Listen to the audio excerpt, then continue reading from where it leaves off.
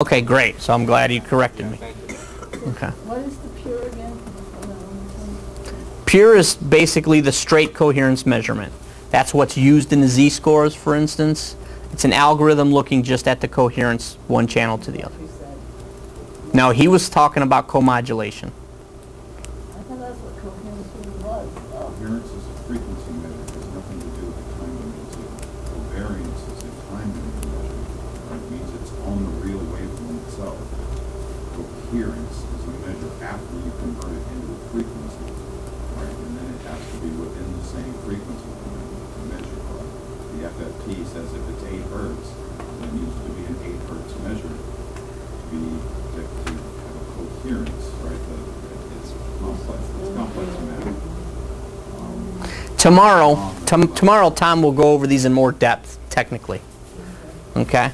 More than likely, you're probably going to be using the first or second, and if you're doing z-score training, none of this matters, because it automatically defaults and chooses it for you. Okay? Any questions here so far? Okay? Can we just use that default reward sound? Is that fine to just use that? Sure, and that's going to be for amplitude-based training. And yes, you can. And would that be useful for z-score? No. No. Z-scores uses the event wizard, which we'll see after lunch. So you check that for z-score. Well, what'll happen for z-score, none of these will be checked. The only one that'll be checked is events, because it's coming use event wizard to define. And again, when you select a pre-built z-score protocol in the settings file, it will already be selected for you. So you won't have to make all these decisions. What you're going to find this afternoon is that everything we went through, if you're doing z-score training, we shrink it into about 4 clicks, and you don't make any of these decisions. We make it a lot easier. Is that why you're saying this is old school? Yeah, this is more traditional. This was basically driving on vacation, going to AAA, getting a triptych, getting everything you have going, and z-scores is pushing the Garmin, putting the address in, and following the arrow. You don't have to go there, sit there, tell them where you're going, have them mark up this triptych, do everything you have to do. These are all the pre-setting things you have to do to go on vacation. The z-score is giving you a GPS, you plug in an address, and away you go. You're going to see that type of training is much easier and much user-friendly. It's very complex on the underpinnings, but your hands aren't in those. Those are already done for you. You have 3 things to do. You have to set the length of the session, and you have to set the high and low threshold or standard deviation, and you're done. Okay? You're not choosing all these options of goes and stops and auto thresholds and all that. None of that exists. Okay, go ahead. If I go back though and I do choose component sound, it says a wave file for each component, and I've got 2 goes, I'll get wave files for those 2, but not for the stops. Right, stops are inhibits. Okay. They're not sounded.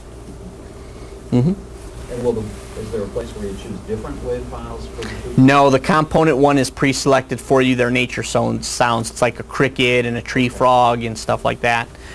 Okay. And again, if you want the best place to go for the most variety and adjustability when it comes to sound is the event wizard. Because then all of a sudden, instead of stops being inhibits, they can be down trains. And you can assign a sound to theta when it meets criteria. You can reward somebody by lowering their theta versus just not having any sound. So you have a lot more flexibility and capability in the event wizard. We talked about coherence. Phase is identical to coherence with all these settings.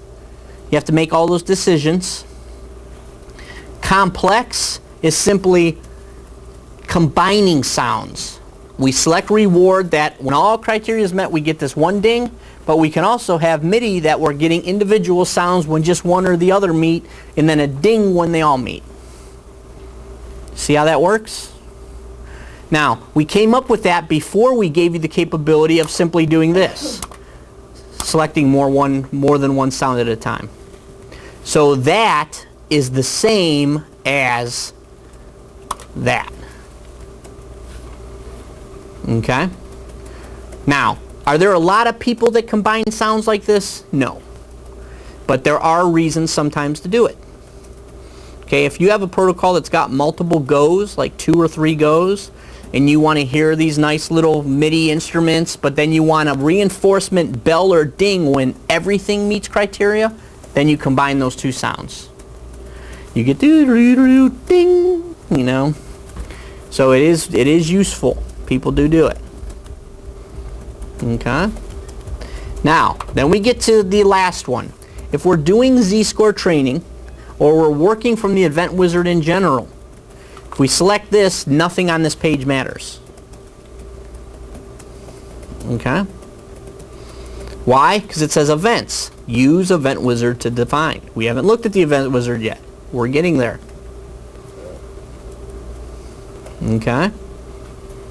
Everybody with me on that? Okay.